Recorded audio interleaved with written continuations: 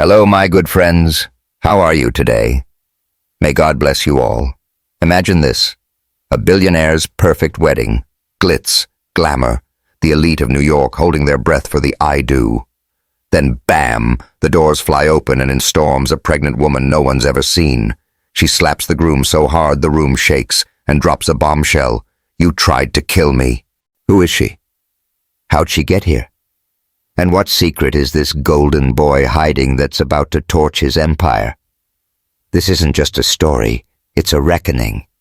Stick around, because you won't believe where this starts, or how it ends. Hit subscribe and let's dive in.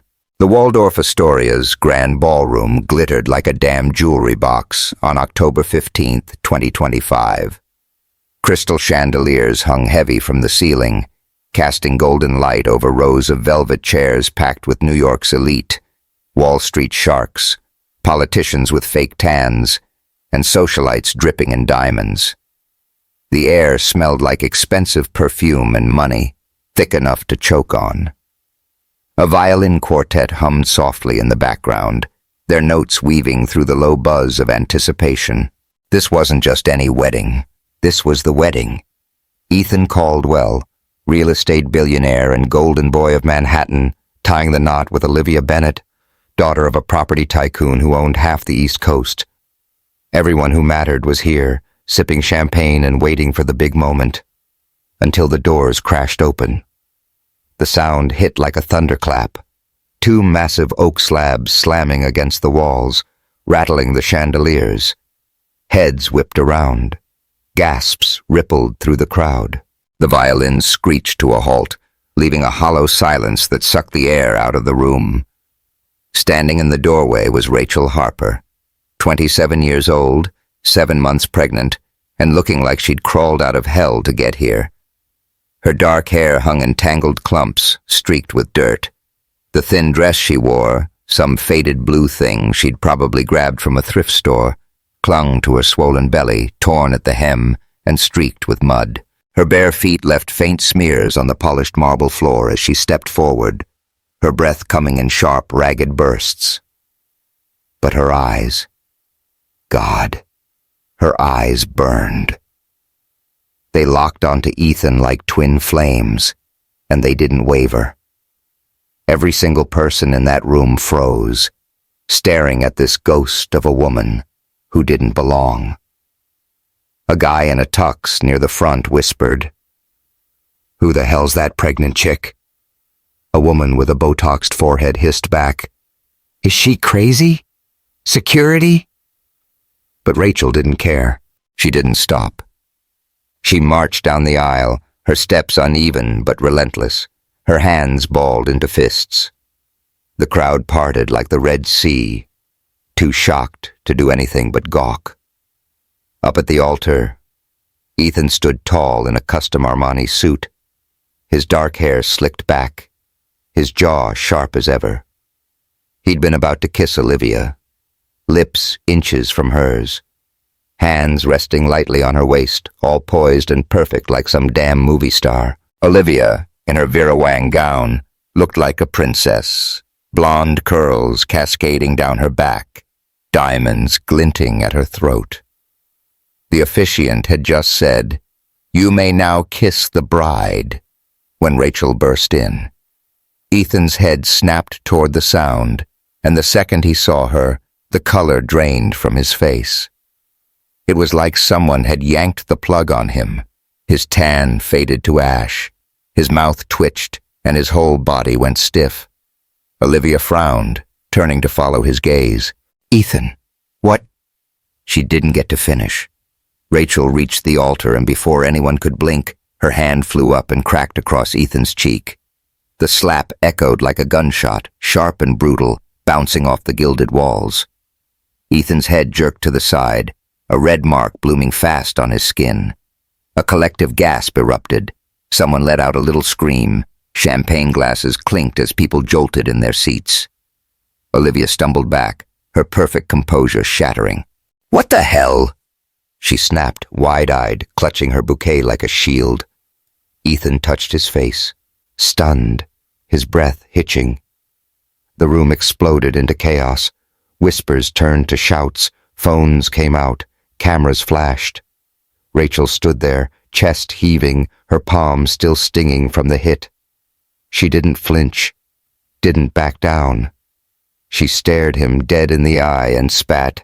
"You think I'd let you bury me and our kid, Ethan? You're done." The words landed like a bomb. "Our kid?" a woman in the third row muttered, clutching her pearls. "Did she say bury her?" another guy hissed, already typing on his phone. Ethan blinked, trying to pull himself together. He forced a laugh, too loud, too shaky. "She's lying," he said, turning to the crowd, arms spread like he was begging them to believe him.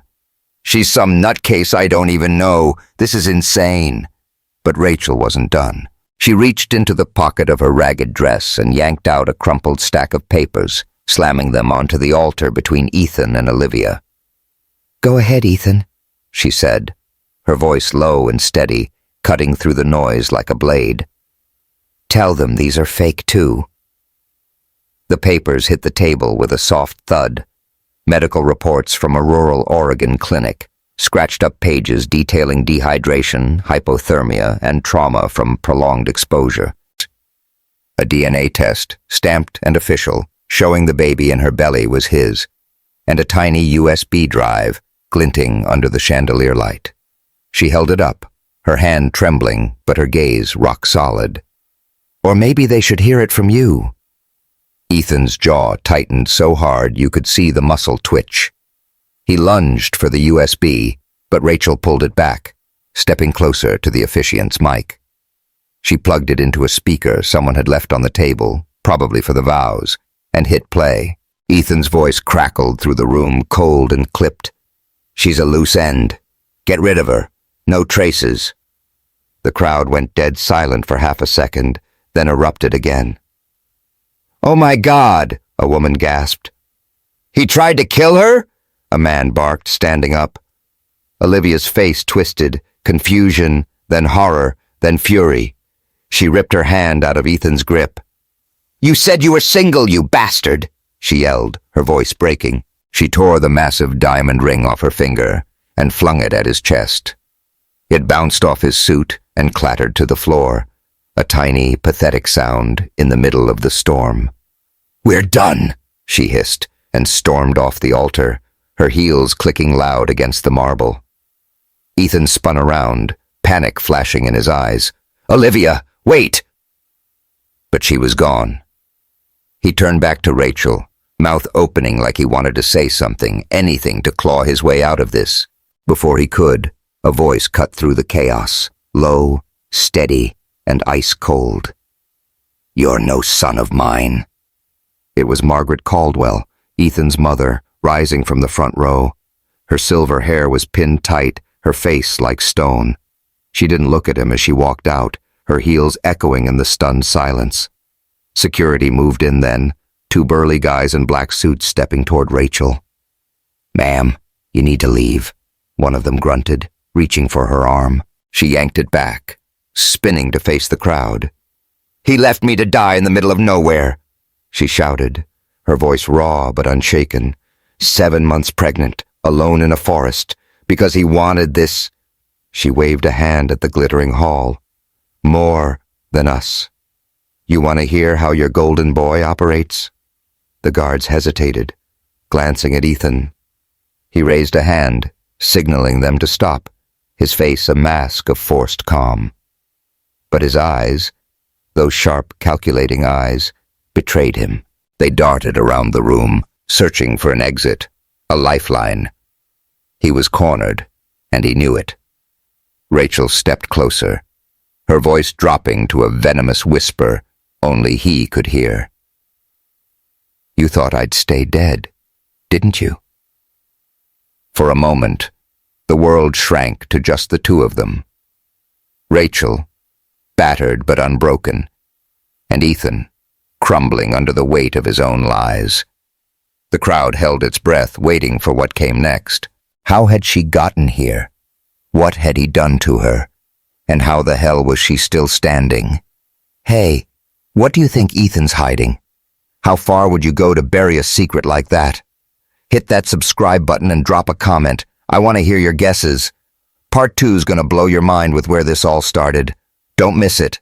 18 months earlier, Portland, Oregon, was a gray smear of rain and coffee shops. Rachel Harper slung espresso shots at Brewhaven, a cramped little joint on Hawthorne Street where the air always smelled like burnt beans and wet pavement. The place wasn't much. Scratched-up wooden tables, a jukebox that hadn't worked since the 90s, and a neon open sign that flickered like it was on its last legs. Rachel didn't care. At 25, she'd carved out a life here.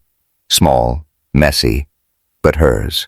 Her apartment upstairs rattled every time the dryers in the laundromat below kicked on.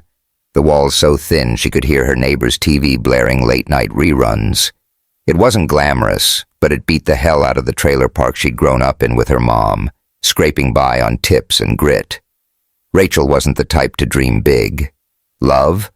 That was for rom-coms and suckers. She'd watched her mom raise her solo after her dad bailed. Long hours waitressing, cleaning houses, anything to keep the lights on. There'd been warmth in their little home, sure, but it came from hard work, not fairy tales. So Rachel kept her head down, her dark hair tied back in a messy bun, her hands moving fast over the counter. She sketched little doodles on napkins between orders. Nothing fancy, just a way to kill time. Life was steady, predictable, until he walked in. Ethan Caldwell didn't look like a billionaire that first day. No Rolex, no flashy suit, just a guy in a sharp blazer and jeans, sipping black coffee at the corner table by the window. He showed up every afternoon for a week, always alone, always quiet, his hazel eyes scanning the room like he was sizing it up. Rachel barely noticed him at first. Customers were just faces, some tipped, some didn't. But Ethan, he tipped big, $10 on a $3 coffee, and he watched her. Not in a creepy way, but like he was trying to figure her out. She caught him staring once, mid-wipe of a table, and shot him a look. "What's your deal, suit guy?" He smirked, leaning back in his chair. "You ever take a break?" "Breaks are for rich folks," she said, tossing the rag into a bucket. "You should know that, coming in here dressed like you're late for a board meeting." "Maybe I am," he said, his voice low and smooth, like he was testing her. "You're here a lot. Longest shifts I've ever seen." She shrugged, turning away. "It's called having a job. Try it sometime." That got a laugh out of him, soft but real. Rachel didn't look back, but she felt his eyes on her as she moved to the next table. She told herself he was just another bored yuppie passing through. Portland was full of them, tech bros and hipsters pretending to be deep. But Ethan kept coming back. Same table, same black coffee, same stupid tips that made her roll her eyes. He'd toss out little comments, "Nice sketch," or "You add cinnamon to yours, huh?" And she'd brush him off. "Mind your business," she'd mutter, but he didn't. He just kept showing up, chipping away at her walls like water on stone. It was a rainy Tuesday when he finally got under her skin. The shop was dead, just the hum of the espresso machine and the patter of drops against the glass. Rachel was wiping down the counter, her apron streaked with coffee grounds, when he spoke up. "You draw, don't you?" She froze, glancing at the napkin she'd been doodling on. A quick sketch of the riverfront. "What's it to you?" "I've seen you," he said, tapping his fingers on the table. "When you think no one's looking, you're good." She snorted, heat creeping up her neck. "Yeah, and I'm gonna be the next Picasso. Get real." He tilted his head, studying her. "Why not? You ever think about doing it for real?" Rachel laughed, dry, sharp. "Sure. And I think about winning the lottery too. Doesn't mean it's happening." She turned back to the counter, but his voice stopped her. "I know what it's like," he said, quieter now, "wanting something bad and thinking you'll never get it." She looked at him then, really looked. His face was calm, but there was something in his eyes, something raw, that didn't match the polished vibe he gave off. For a second, she wondered who the hell this guy was, but she shook it off, tossing the rag aside. "You don't know me, suit guy." "Maybe not," he said, leaning back with a faint smile. "But I'd like to." That night, she caught herself thinking about him. Those damn eyes, that stupid smirk. She didn't want to, didn't need to, but he'd gotten in her head, and she hated it.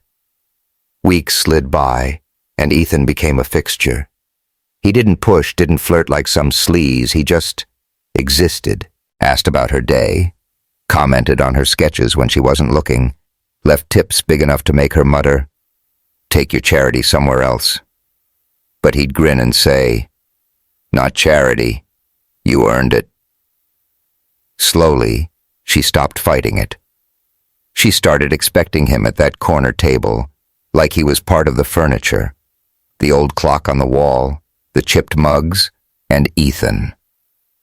Then came the night that changed everything. It was late, the shop 5 minutes from closing, rain hammering the windows. Rachel was beat. 12-hour shift, feet aching, hands raw from scrubbing. She didn't notice Ethan was still there until his voice cut through the quiet. "You ever take a break?" She huffed a laugh, wringing out a rag. "Breaks are for people who can afford 'em." "What if I said you could tonight?" He stood, adjusting his jacket sleeves, casual as hell. "I'm kidnapping you. 1 hour." She snorted, hands on her hips. "Worst pickup line ever, dude." "Probably," he said, grinning. He dangled a set of keys, all cocky and calm. "Come on. You're off, right?" She should have said no. Every alarm in her head screamed it. Strange guy, late night. No good reason to trust him. But her feet didn't move when she grabbed her coat from the back. 1 hour, she warned, brushing past him. "And I'm not kidding." He drove her out of the city in a sleek black car that smelled like leather and pine. The radio hummed low, some old Springsteen tune, as Portland's lights faded behind them. They ended up at the Willamette riverfront, the water dark and shimmering under a half-moon. Ethan led her to a rickety dock, the wood creaking under their steps. The air was crisp, salty, cutting through her thin jacket. She pulled it tighter, glancing at him. "This your big plan? Freeze me to death?" He chuckled, leaning against the railing. "Used to come here a lot, before work took over." "Yeah?" She studied him, his profile sharp against the night sky. "What changed?" "Life," he said, exhaling a small cloud of breath. His smile was tight, like he was holding something back. She didn't push. They stood there, the silence stretching out, comfortable in a way she hadn't expected. Then, without thinking, she asked, "Why me?" He turned, his eyes locking onto hers in the moonlight. "Why not you?" Her breath caught. She opened her mouth to argue, but he reached out, tucking a strand of hair behind her ear. His fingers lingered, warm against her cheek. And just like that, the world tilted.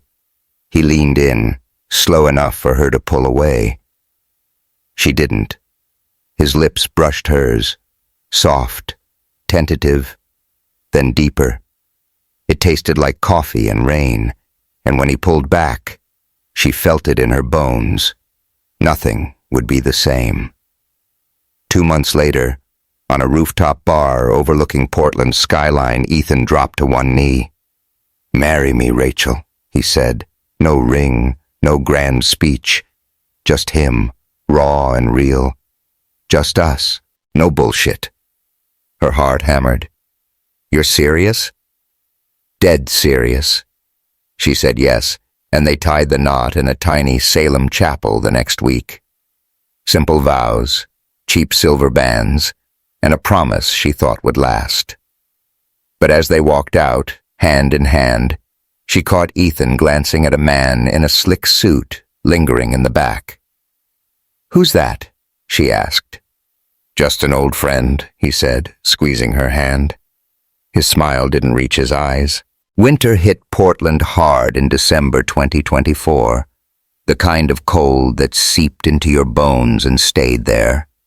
Rachel Harper stood in the cramped bathroom of her Hawthorne Street apartment, the fluorescent light flickering overhead.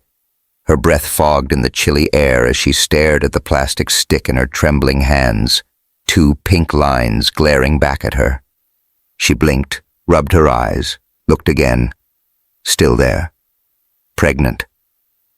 A laugh bubbled up, half disbelief, half awe, spilling out into the quiet. She pressed a hand to her flat stomach, feeling a rush of something fierce and warm. A baby. Their baby. She couldn't wait to tell Ethan.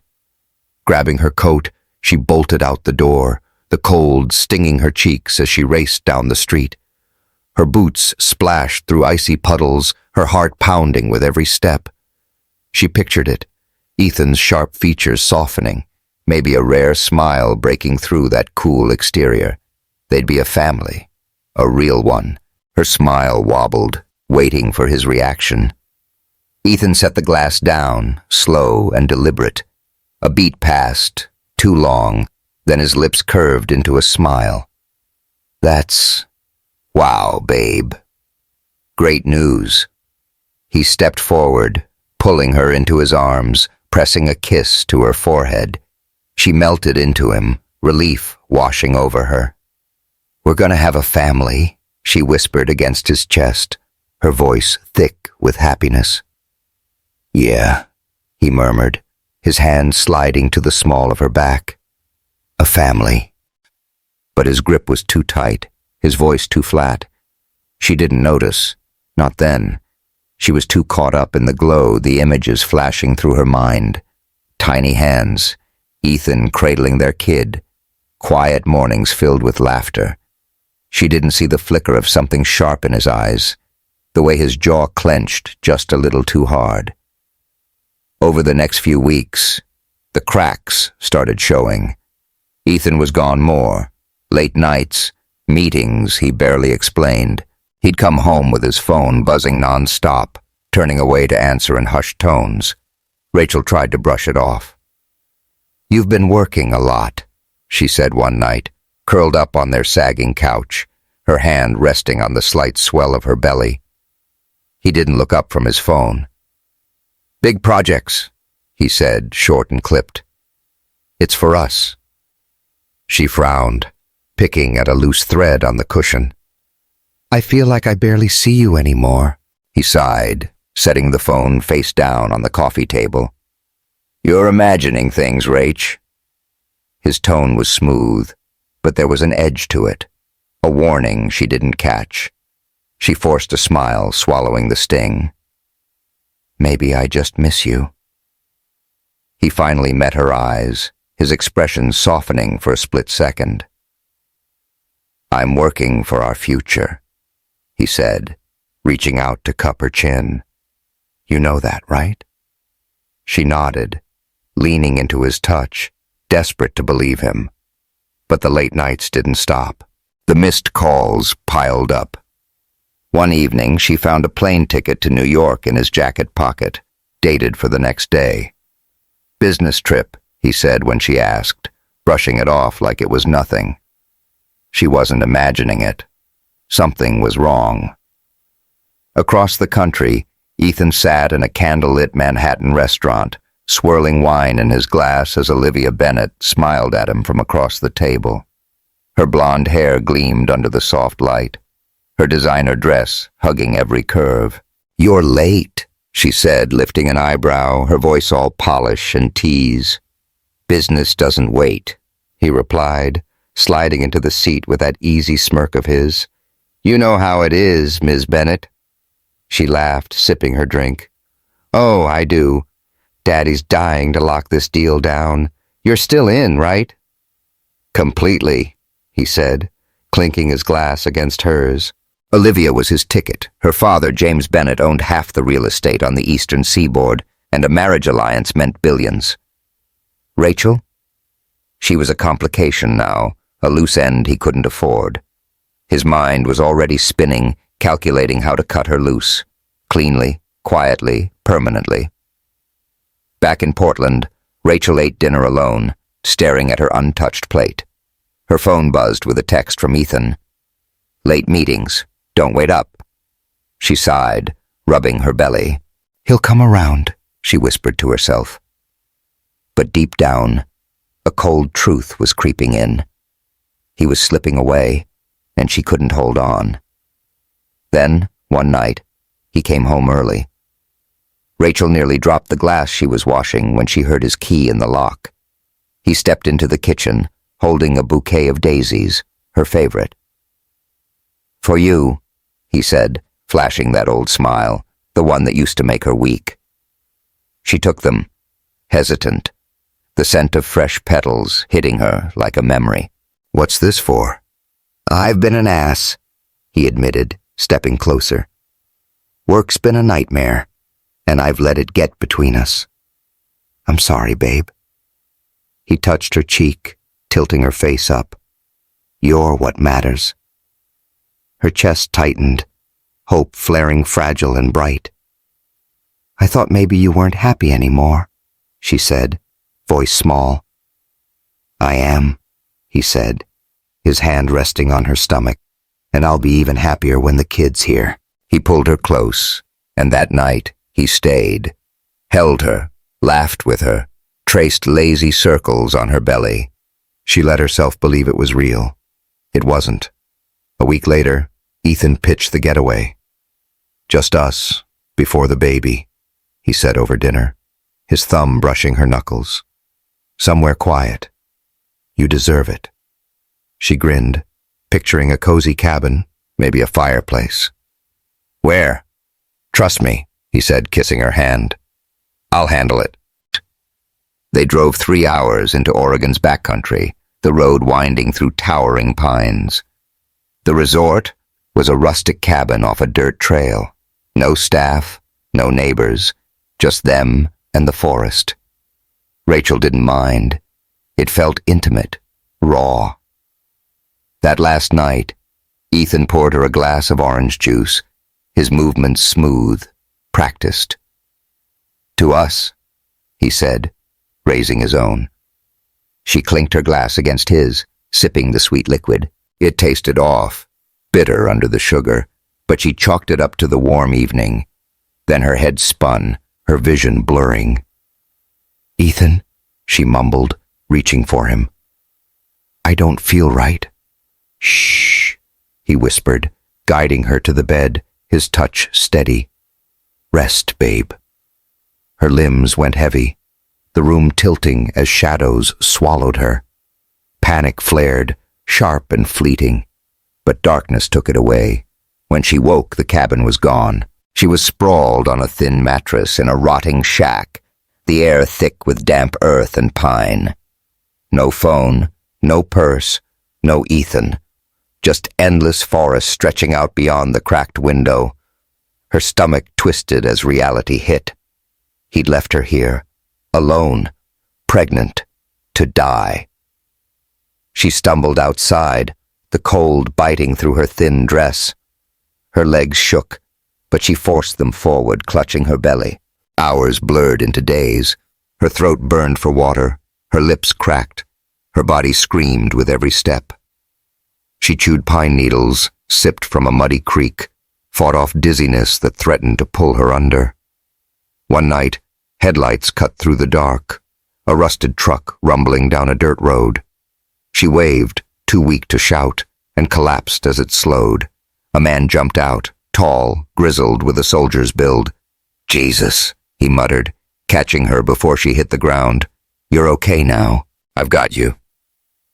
Jack, he said his name was. He took her to his cabin, a cluttered shack off the grid. She woke to the smell of coffee and wood smoke, a TV flickering in the corner.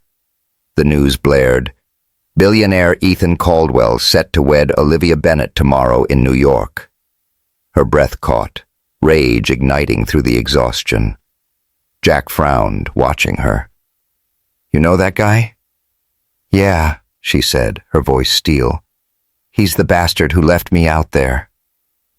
Jack leaned back, rubbing his jaw. What are you going to do about it? Rachel's hands clenched into fists. I'm not just surviving. I'm taking him down. The old pickup truck rattled down I-84, cutting through the early morning fog as Oregon's pine forests blurred past the windows. Rachel Harper sat in the passenger seat, her hands gripping a manila folder stuffed with papers, medical reports, a DNA test, and a USB drive that could bury Ethan Caldwell for good. Her dark hair was pulled back tight, her face pale and hollow from days in the wilderness, but her eyes burned with a fire that hadn't dimmed. Jack, the grizzled ex-soldier who'd pulled her from the brink, drove in silence, his knuckles white on the wheel. In the back, Hannah, Rachel's older sister, chewed her lip, scrolling through her phone. Got the recording, Hannah said, holding up her device. That slimebag's voice, clear as day. Good, Rachel said, her voice low and steady. He's not worming out of this. They'd pieced it together on the road, Hannah tracking down a shady ex-employee of Ethan's who'd recorded him barking orders to clean up the mess in Oregon. Jack had patched Rachel up, kept her alive, and now he was all in. You sure about this? He asked, glancing at her. New York's a long haul, and this guy's got deep pockets. He left me to die, Rachel said, staring straight ahead. Sure doesn't get surer than that. By the time they hit New York, it was October 15th, wedding day. Rachel's stomach churned as they pulled up near the Waldorf Astoria, the hotel's gilded facade looming like a fortress.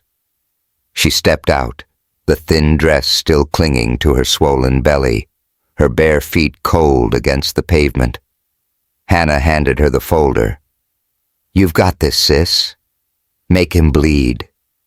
Rachel nodded, steeling herself. Let's go. Inside, the ballroom was a circus of wealth, chandeliers glittering, champagne flowing, the crowd buzzing with anticipation. Ethan stood at the altar, all sharp lines and fake charm, about to kiss Olivia Bennett. Rachel didn't hesitate. She shoved the doors open, the crash echoing like a gunshot, and marched down the aisle. The slap came fast, her hand cracking across Ethan's cheek, the sound bouncing off the walls. You think I'd let you bury me and our kid, Ethan? She snarled.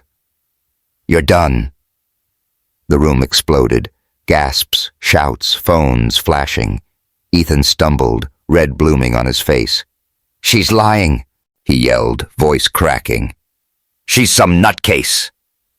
But Rachel slammed the folder onto the altar, papers spilling out. Proof of her abandonment, the baby's DNA, everything. She plugged the USB into a speaker and hit play. Ethan's voice filled the air. She's a loose end. Get rid of her. No traces. Olivia ripped off her ring, hurling it at him.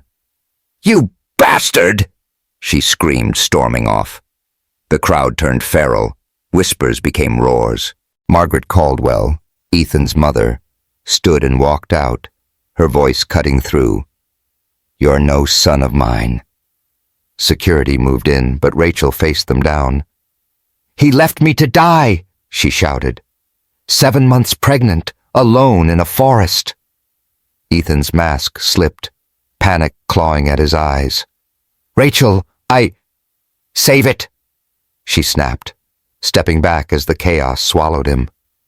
But it wasn't over. Hours earlier, James Bennett, Olivia's father, had gotten wind of Rachel's survival. A black SUV screeched up outside Jack's cabin that morning, a thug in a cheap suit leaning out. Drop this, lady, he growled, or you'll regret it. Rachel had stared him down, dirt-streaked and defiant. Tell your boss I'm coming for him too. Now, in the ballroom, James stood from his seat, face red with fury. Enough, he barked, signaling his own guards. Get her out! But then Olivia spun around, her voice slicing through the noise. "No, Dad. You're in this too." She pulled out her phone, playing a call she'd recorded. James pressuring Ethan to handle Rachel for the sake of their deal. "You wanted this marriage to hide your dirty money," she said, trembling. "I'm done being your pawn." James froze, his empire teetering. Business partners in the crowd pulled out their phones, deals unraveling in real time. Ethan lunged for Olivia, but Jack stepped in, shoving him back. "Back off, pretty boy," Jack growled. Ethan hit the floor, scrambling, his cool shattered. Rachel stood tall, her breath ragged. "You thought I'd stay dead, didn't you?" she said, her voice a blade. Ethan crawled to his knees, desperation spilling out. "Rachel, I messed up. Please." "I didn't mean it." She turned away, his pleas bouncing off her like rain. "You don't get to beg." The fallout was swift.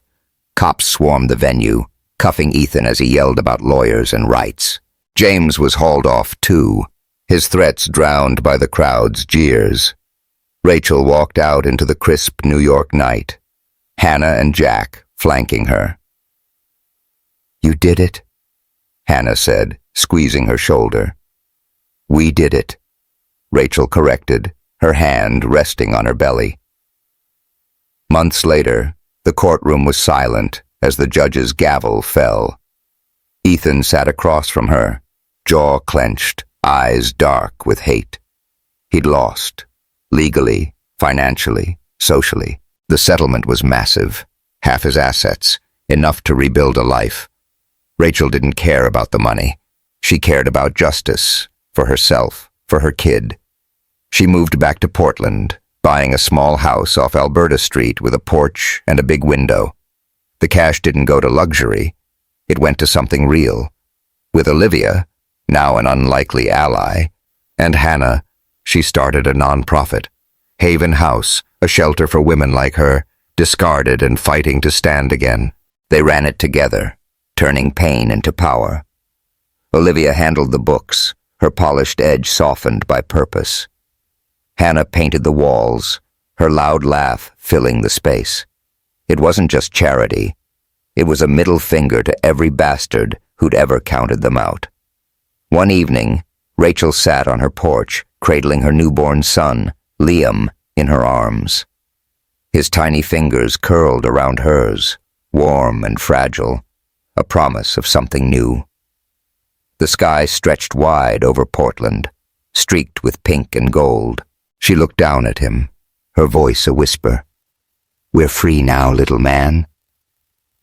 A breeze rustled the trees, carrying the weight of the past away. Ethan? He was a ghost now, holed up somewhere overseas, money in his pocket but nothing else. No empire, no allies, just the bitter taste of his own fall. Rachel didn't spare him a thought. She'd won, not just in court, not just against him. She'd won her life back. Inside Haven House, a young woman sat sketching at a table, her hands shaky but determined. Rachel watched through the window, a faint smile tugging at her lips. Strength wasn't about winning, she realized. It was about standing up when everyone expected you to fall, and lifting others with you. The end. What did you think of Rachel's comeback? Strength like that? It's raw, real, and damn inspiring. Hit that subscribe button for more epic stories like this and drop a comment. What would you do to Ethan if you were Rachel? Let me know.